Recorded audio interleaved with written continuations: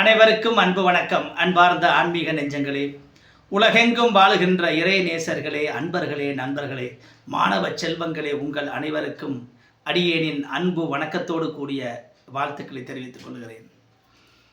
அன்பார்ந்த நேயர்களே, ஆன்மீகத்தின் பால் பற்று கொண்டவர்களே, இன்று நீங்கள் பார்க்க போகின்ற ராசியானது கும்பராசி. 7.5 சனியின் பிடியிலே ஜென்ம சனியாக இருந்து உங்களை ஆட்டி படைத்து கொண்டு வருகின்ற சனி பகவானை ஜஸ்ட் கொஞ்சம் குளிர்விக்கும் முகமாக குருவினுடைய பெயர்ச்சி இங்கு இடம்பெறப் போகிறது. அதாவது குருவானவர் 4ஆம் இடத்திற்கு பெயர்ச்சியாகிறார், சுகஸ்தானத்திற்கு பெயர்ச்சியாகிறார். ஆகவே இந்த சுகஸ்தானத்திற்கு பெயர்ச்சியாகின்ற பொழுது சில நன்மைகளையும் நீங்கள் பெறப்போகிறீர்கள். ஏன்னா ஜென்ம சனியின் பிடியில் அவஸ்தைப்படுவாங்க. ஆனால் அதிகமான பாதிப்புகளை சனி பகவான் கொடுக்க மாட்டார். குறிப்பாக உங்களுக்கு கும்பராசிகளுக்கு. ஏன்னா சொந்த வீடு, சனி பகவானுடைய சொந்த வீடு கும்பம். அதனால் அதீத தீங்குகளை கொடுக்க மாட்டார். இருப்பினும் அதனுடைய தாக்கங்கள் இருந்தே ஆகும். இவருடைய குருவினுடைய விசேஷ பார்வையானது 8ஆம் வீடு, 10ஆம் வீடு, 12ஆம் வீட்டினை பார்க்கின்றார். அந்த பார்வைகள் இந்த இடங்களை நோக்கி விழுகின்றன. இதன் மூலமாக உடல் நல பிரச்சனைகள் இப்போ கொஞ்சம் காலத்தில் இந்த ஜென்மசனி காலத்தில் உடல் நல பிரச்சனை இருக்கும். அது கொஞ்சம் சீராகும். ஒரு முன்னேற்றம் வரக்கூடிய மாதிரியான சூழ்நிலைகள் இருக்கும். அதே மாதிரி தொழில் முன்னேற்றமும் இந்த காலகட்டத்தில் உங்களுக்கு வரும்.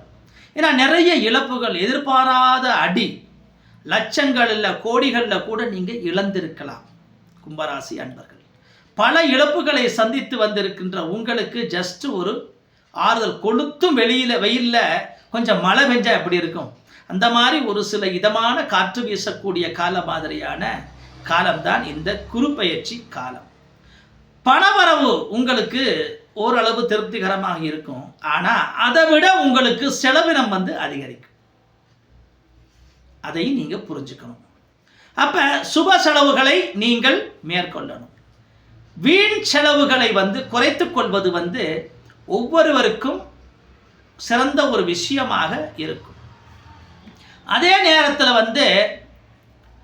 மற்றவரிடம் பணியிடத்தில் நீங்கள் வேலை செய்யும் போது நிறைய பாராட்டு பெறுவீங்க. ஏன்னா சின்சியராக ஒர்க் பண்ணக்கூடியவங்க. ஒரு பொறுப்பை கொடுத்தா அதை சிறந்த முறையில் வேகமாக சரியான நேர்மையாக முடித்து கொடுக்கக்கூடிய அன்பர்கள் நீங்கள் கும்பராசி அன்பர்கள். உங்களுக்கு அந்த தனி சிறப்பு இருக்குது. ஆனால் மற்றவர்களிடத்தில் நீங்கள் பாராட்டு பெறணும்னா நாவடக்கம் வேணும். யாகாவராயினும் நாகாக்க காவாக்க சொகாப்பர் சொல்லிழுக்கப்பட்டு. எதை காக்கிறோமோ இல்லையோ நாவை காக்க வேண்டும். வார்த்தைகளை பார்த்து அளந்து பேச வேண்டும். அப்படி செய்தால் நிச்சயமாக ஒரு மாற்றம் வரும். தொழிலில் அந்த நிரந்தரம் ஏற்படக்கூடிய வாய்ப்பு இருக்குது. ஒரு கன்ஃபார்ம் ஆகும். உங்களுடைய தொழிலில் கன்ஃபார்ம் ஆகக்கூடிய சூழ்நிலைகள் இருக்கும்.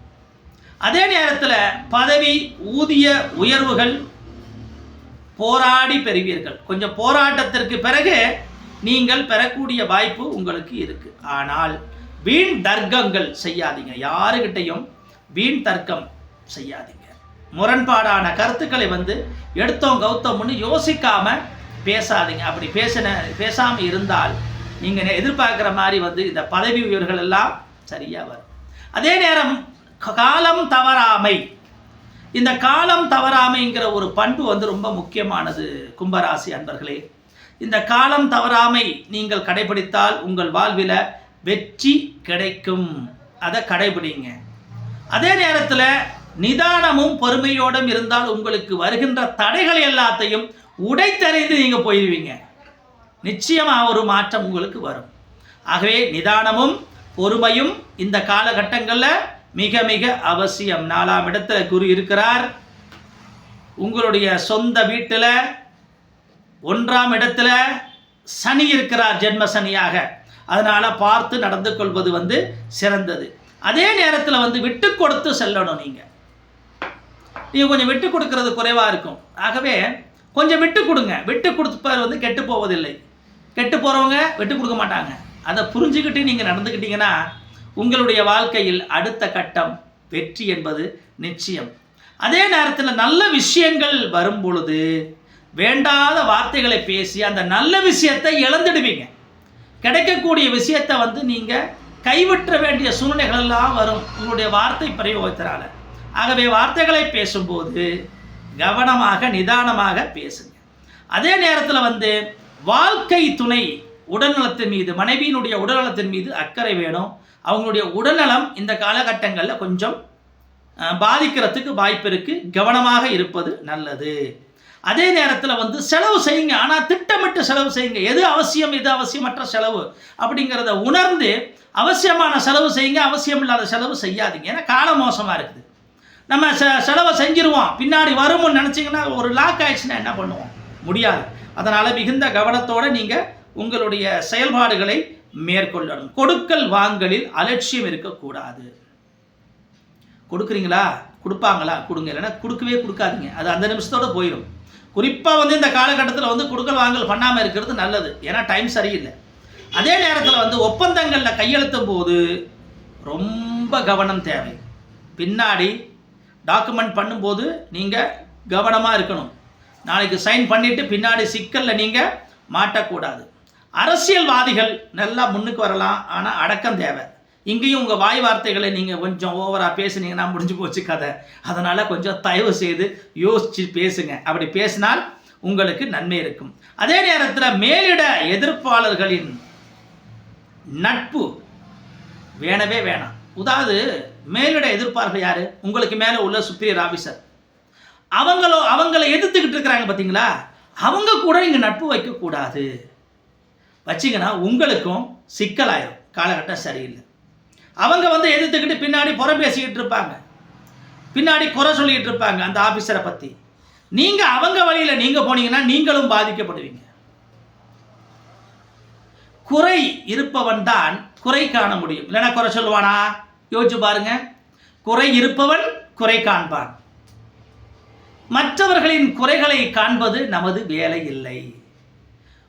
என் குறையை நான் பார்க்கணும். என்கிட்ட என்ன குறை இருக்குன்னு பார்த்து நான் அதை டெவலப் பண்ணிக்கிட்டேன்னா மற்றவன் குறை நமக்கு கண்ணுக்கு தெரியாது. ஆகவே மற்றவர்கள் குறை சொல்லும்போது, புறம் பேசும்போது அந்த இடத்த விட்டு நீங்கள் அப்புறமா போயிருங்க. குறிப்பாக கும்பராசி நேயர்களே கவனமாக இருங்க.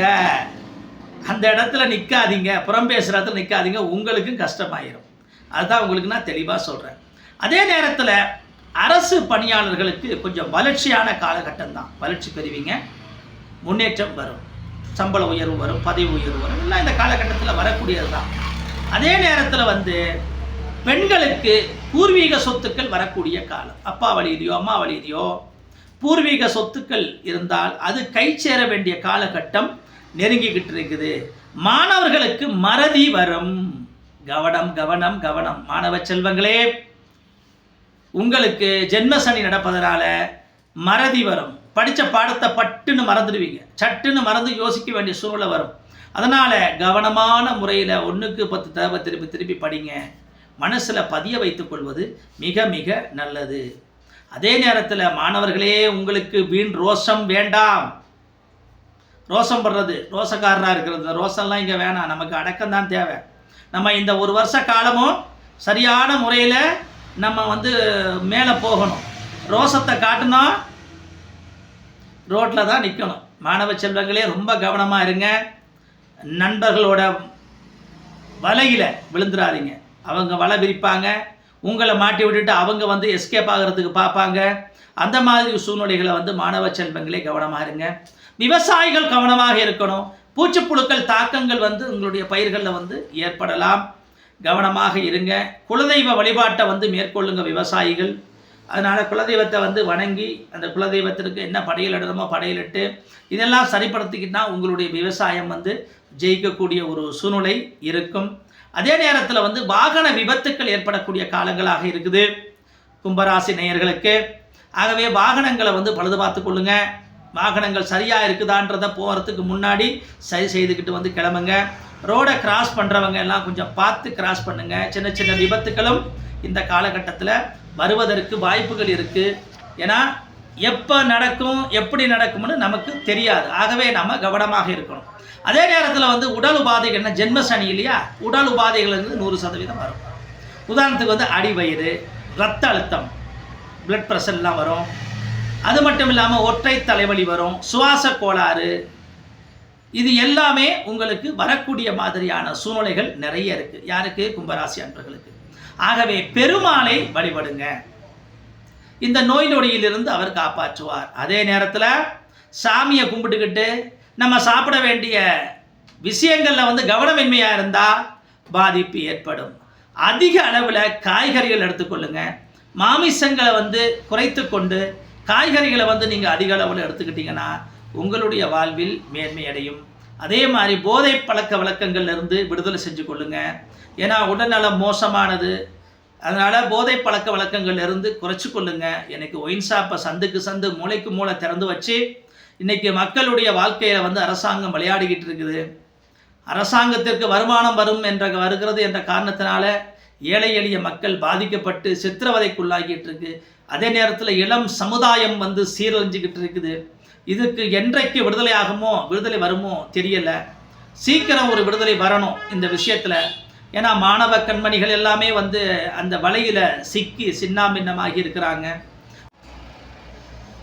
கும்பராசி அன்பர்களே, மதுவின் பிடியிலிருந்து நீங்கள் தப்பித்து கொள்ள வேண்டும்.